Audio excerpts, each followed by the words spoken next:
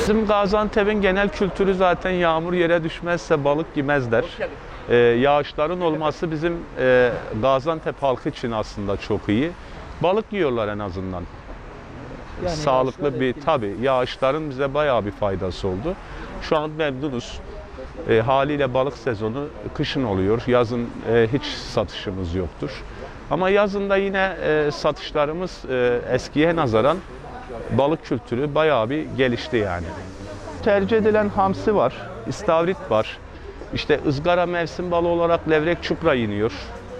Haliyle somon oluyor. Çanakkale sardaryamız talep ediliyor. Ama genel olarak kültürümüzde hamsi. Levrek de alsa 1 kilo hamsi alıyor. Somon da alsa hamsi şart. Hamsi olmazlarsa olmaz yani. Fiyatlar uygun, ekonomik. İşte geçen hafta hamsi 20 liraydı. Bu hafta 30 lira. Haftaya 15'e düşer.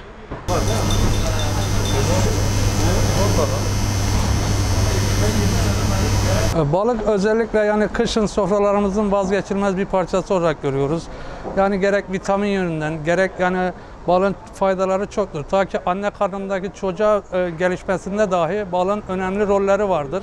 O yüzden sık sık ben kendi çocuklarıma yedirdiğim hamsidir yani. Burada temiz, hijyenik bildiğimiz kişi olduğundan dolayı sürekli burada gelir haftada 1 sefer 2 sefer balık ihtiyacımı karşılarım yani.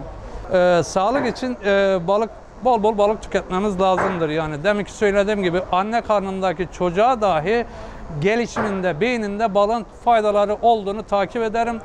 Teknisyenlerden falan sürekli duyarım yani. Balık çok faydalı bir şey.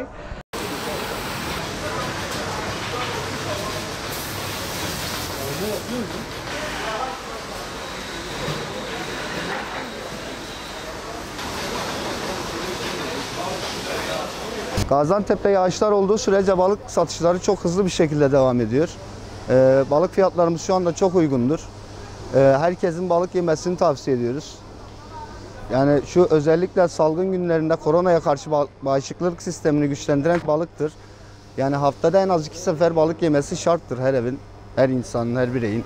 Balıklarımız genellikle Karadeniz'den gelir. Samsun'dan, Trabzon'dan, Akdeniz'den de gelen balıklarımız vardır.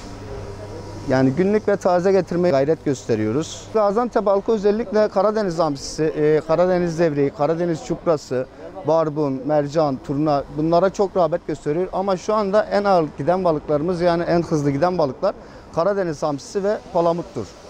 Şu anda bunlar rağbet görüyor. Karadeniz hamsisi şu anda 25 lira, palamut 30 lira, levrek çupra 45 lira. Barbun 50 lira. Fiyatları çok uygun yani geçen seneye oranla bayağı bir uygun.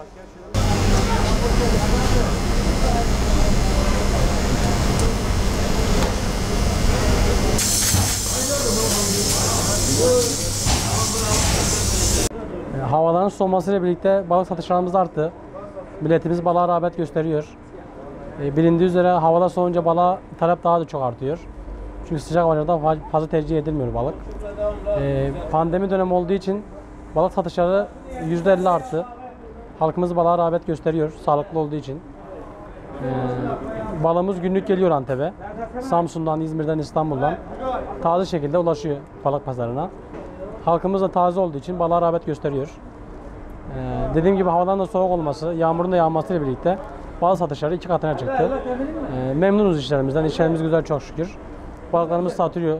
Günlük geldiği için tüketiliyor. Halk da memnun kalıyor ondan dolayı. Hamsi güzel taze geliyor şu an. Sardalya güzel taze geliyor. Palamutlarımız geliyor. Güzel deniz levreği, deniz çupası geliyor. Halkımız balığa rağbet gösteriyor. Biz de memnunuz satışlardan çok şükür.